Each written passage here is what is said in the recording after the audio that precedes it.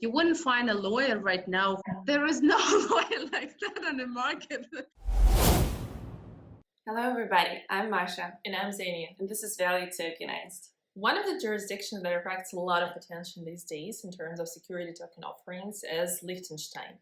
Our guest for today is Yanina Petrovskaya, an attorney from LI&CH Lawyers based in Liechtenstein.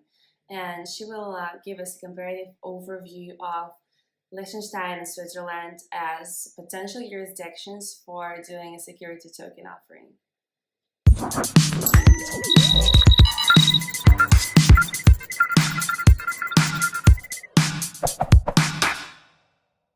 Hey, hi, thank you very much for joining us here today at Value Tokenized. So you are a lawyer specializing in jurisdictions like Switzerland and Liechtenstein. Can you tell us more like what attracts so much interest these days to these countries? Just would like to introduce myself once again. My name is Yanina Petrovskaya. I'm part of the team of LI&CH Lawyers. We are Liechtenstein-based attorneys. We've been accompanying various blockchain projects. A couple of years ago, it used to be ICO with utility tokens, right now mainly STOs. Well, what makes this jurisdiction attractive to various blockchain projects is mainly flexibility and being open to new things which people don't know how to work with. Because a lot of jurisdictions, what you might have seen also in Russia, also in China or in India, if people don't understand how the technology works, they don't want to look into it. It's really part of mentality in Switzerland and Liechtenstein that they don't really prohibit things from the very beginning or ban them. If they don't understand it, they try to work it out to understand, and that's the main advantage. And starting from the first ICO guidelines, they've been quite fast, I would say. That's the major advantage of smaller countries. As you see also, like all the smaller countries, they are much faster than the larger countries in adopting legislation for STOs or other sort of blockchain projects, both Malta, Gibraltar, right now also Luxembourg.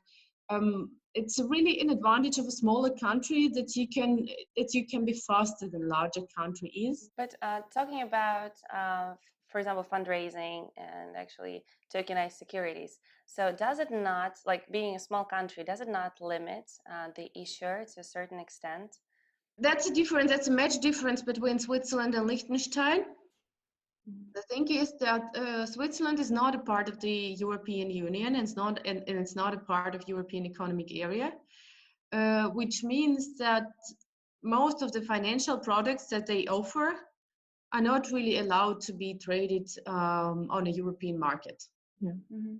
So partly that's true.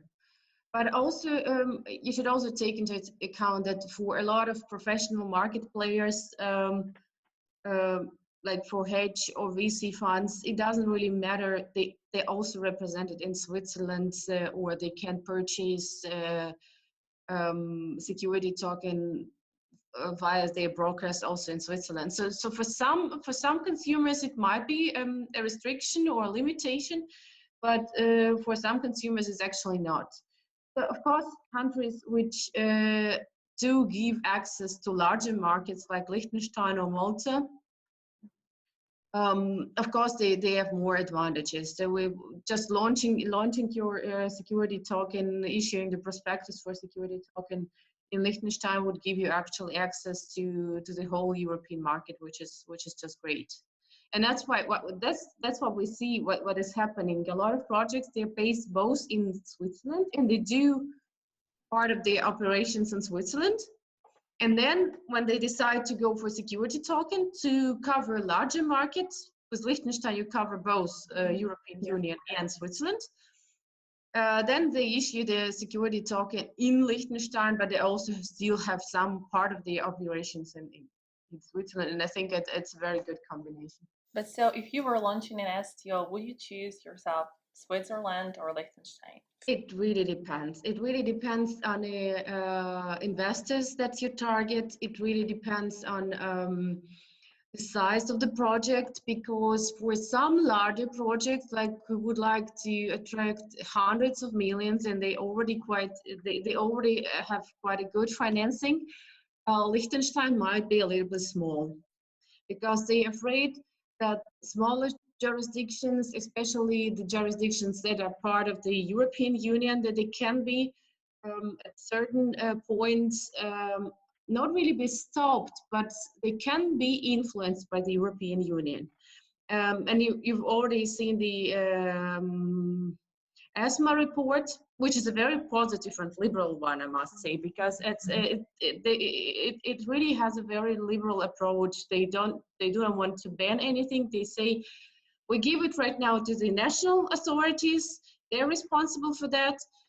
And then at certain point, maybe we are going to have something for everyone in the European Union. But that is also the major concern and major uncertainty for some large projects, and they still prefer Switzerland to Liechtenstein, but it really depends.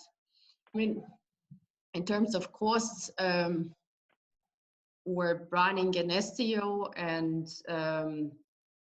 upkeep of the company Switzerland. Well, on average, I don't want to offend anyone, and it's I should have said it at the very beginning that it's not any sort of advisory or legal consultation.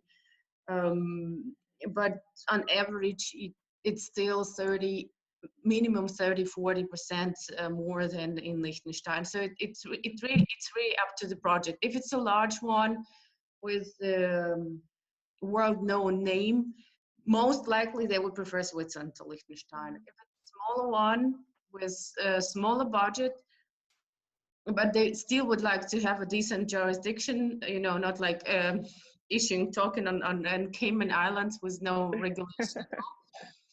Then Liechtenstein is a good option. And what are the estimate costs for doing an offering in Switzerland and in Liechtenstein? Well, you mean if we just talk about issuing prospectus, because security token, well, utility token it's not really regulated. You go to FINMA, or in Liechtenstein you go to FMA, you get your non-action letter and you sell it to people. But what we've seen during the last at least 6 months, no one really wants to have utility anymore, because investors are not interested.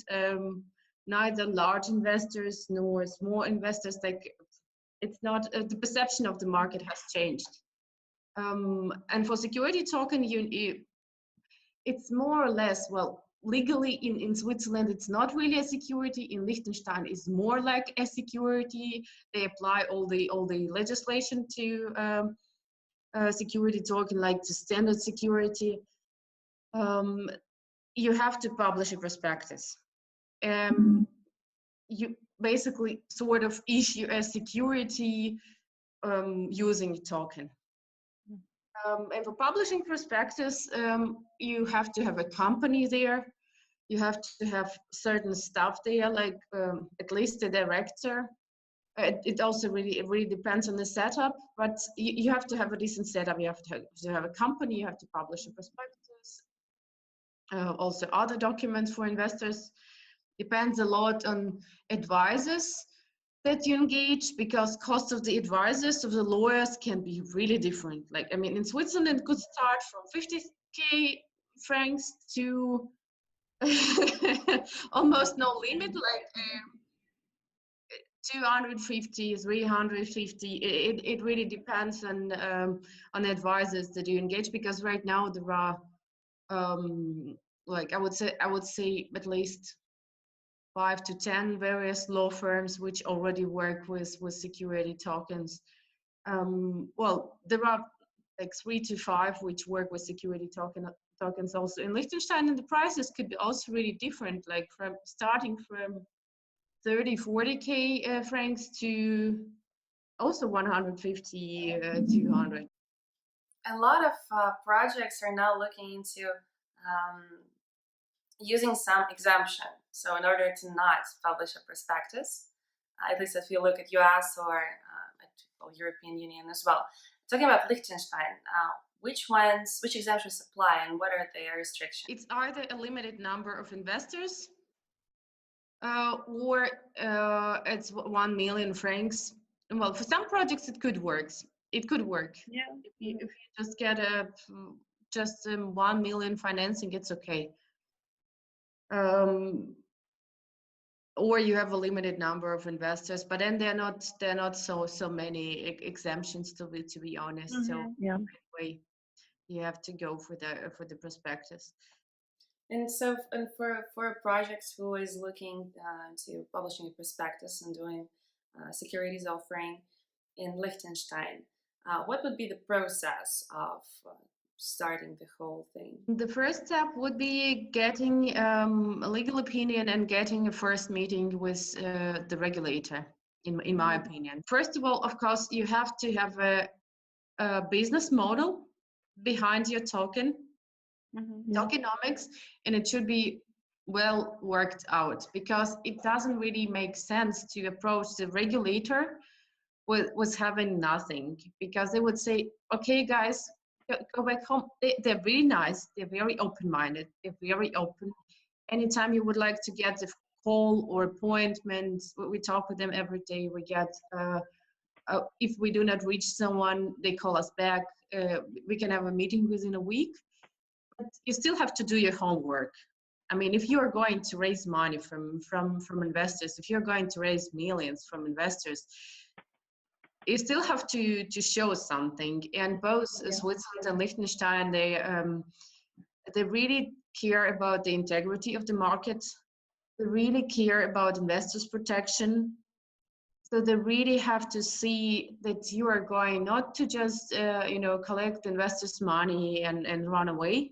They really have to see that you're serious about what you do, that you have a decent business model, that you really know what you're going to spend the money for. And it's much better when, before starting even with a prospectus, you have all these things worked out. Then it makes it easier for lawyers to go to the regulator and say, well, that seems to be, for example, a token on companies' shares. That is the business model. That is the technical part. We have pretty much everything. Here is the legal opinion on what the token is. What is the legislation that it can be applied to the token. Basically, we can start with preparation of the prospectus. So if you are already well prepared, if you've done your homework, it makes it way easier for both lawyers, regulators, and advisors. But if you just that happens with a lot of projects, with a lot of blockchain enthusiasts that they really love to do the work or do all the marketing and not really think about the business model, how you spend the money, how you monetize everything. Then it makes it way longer and difficult to get the whole prospectus done with the regulator. And you mentioned investors. So do you see actually interest from investors in the region into tokenized security? That's a very good point, because I've been talking to various hedge funds and VC funds and private individual large investors. Also, like at the beginning of this year, there were a lot of events in Davos. I've been also speaking at the Investors Summit in St. Moritz. And it's really interesting to see how different the opinions are about security tokens. Because some of them say, yes, we are going to look into it. Actually, we are already invested in some of security tokens, especially some American hedge funds. And some say, we don't understand what it is. We see large uncertainties in terms of regulation, which is true, because every country does right now whatever they want, and it's like really patchwork regulation all over the world. And they say these are too many uncertainties for us. We cannot really invest our investors' money into this product. until it's really regulated. And a major concern is also secondary market, because right now, to be honest, there are very few give you the opportunity to trade your security tokens. This is a major concern. Also, well, there are a couple in the US. I don't see so many in Europe, so also a couple which are just starting their operations, and that's a major concern, because for all the serious professional investors, they have to invest into liquid assets, which means that they should promise of security tokens is liquidity. No, but they won't, I mean, like, magically bring liquidity. Once you tokenize something, on one hand, it's easier to transfer. But on the other hand, if you don't have a secondary platform, a secondary market, a platform where you can sell it to everyone, or not really to everyone, but at least within a certain region where you're allowed to trade it. And for those platforms, they all have to have broker-dealer licenses, and it takes from like half a year to a year to get it done. And it's a lot of investment in terms of money, efforts. You have to build a decent team, and you actually have to have a background in finance. So we see right now, on the one hand, we see like really blockchain enthusiasts trying to get these platforms done, trying to get the licenses for the exchanges to list security tokens. But on the other hand, we also see larger market players, like people who already have licenses for various types of traditional securities to trade, that I think that they are going to join this market maybe already at the end of this year, maybe a little bit later. But it's a major concern of larger investors, that they don't see really the opportunity. I think Switzerland Stock Exchange 6, they recently announced that they want to go more into blockchain. So that looks promising. That's very promising, but it doesn't mean if they started the work, it would take at least half a year or a year before they start the operations, because it's both. It's not easy. It's new land for everyone, for both the regulators and all the people involved. And you have to get all the operations set up, both from legal perspective, from a regulatory perspective, and from a technical perspective. So it's great. And 6 joining the whole movement is a great sign. I see all the larger players joining right now. Some of them really, they don't really talk about it, but they're already doing their homework. And I really believe that at the end of the year, at the beginning of the next one, we'll see some larger platforms joining the market. But for now, that's major concern for the investors, for larger hedge and VC funds to invest in the system.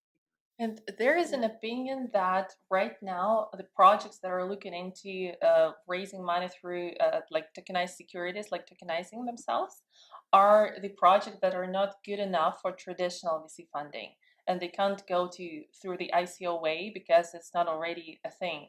Do you think it's right, or it's maybe not the Bias. most projects? Yeah. That's one of the opinions that I've also heard from some of the hedge funds. They say,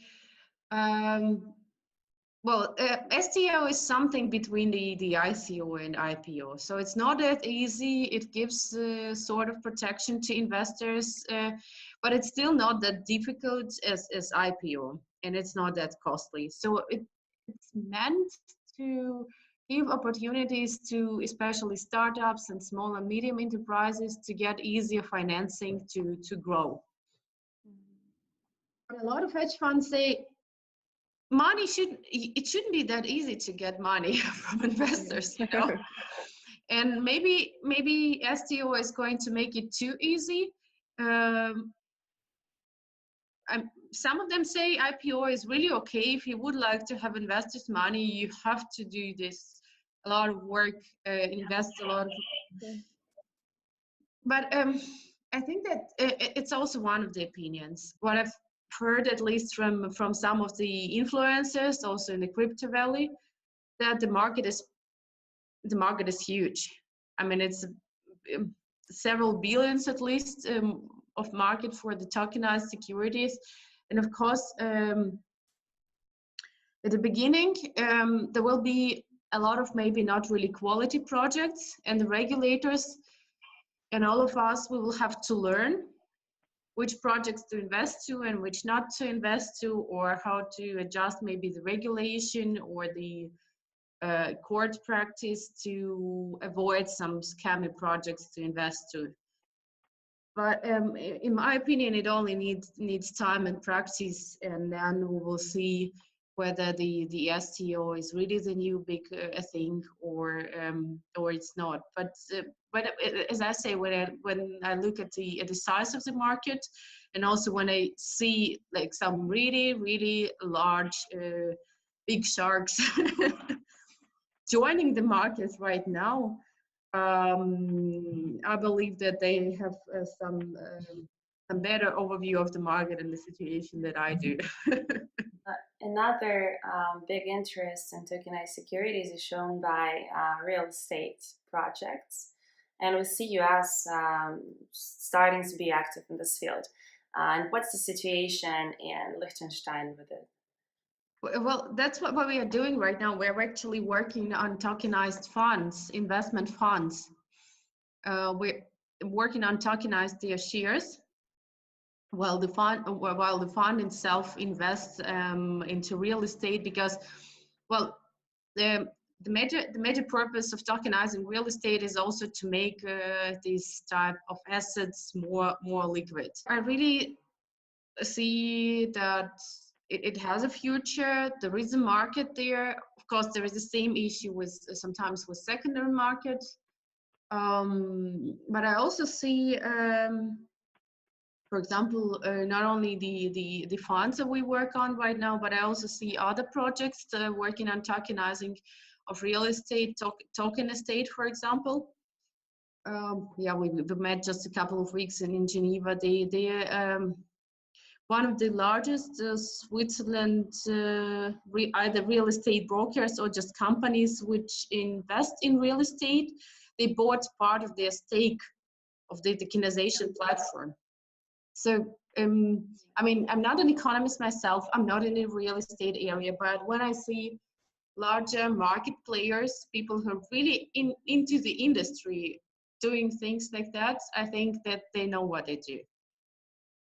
And there is another problem that we see a lot. Like, people claim that it's very hard to find reliable service providers for the new STO market. Like, everything that comes from tech providers, like lawyers, advisors, which are another like major problem.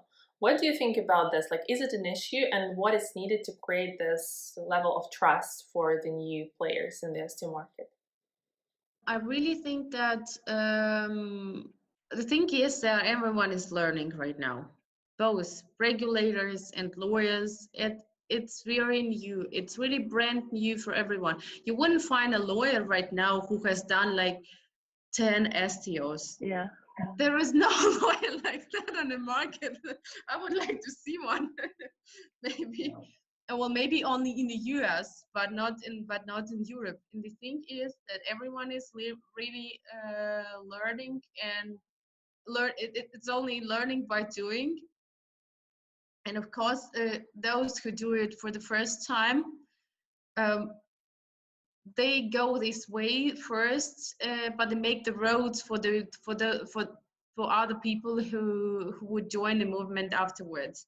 Of course, it's really, for those who do it the first, for the pioneers, it's the most difficult thing. There is nothing in this world like ideal advisor for STO right now. And how's the activities of advisors licensed in Liechtenstein and in Switzerland? Do you mean for attorneys, for lawyers, or for? For all types, maybe they're also, you need to be a broker dealer to help with fundraising, right? Well, if you do a private placement, you actually don't need anything. But if you do it for security, if you issue for other projects security tokens, then yes. If you publish a prospectus yourself, you should also take care that you do not fall under a broker dealer license, because for a lot of types of tokens you mostly would need one.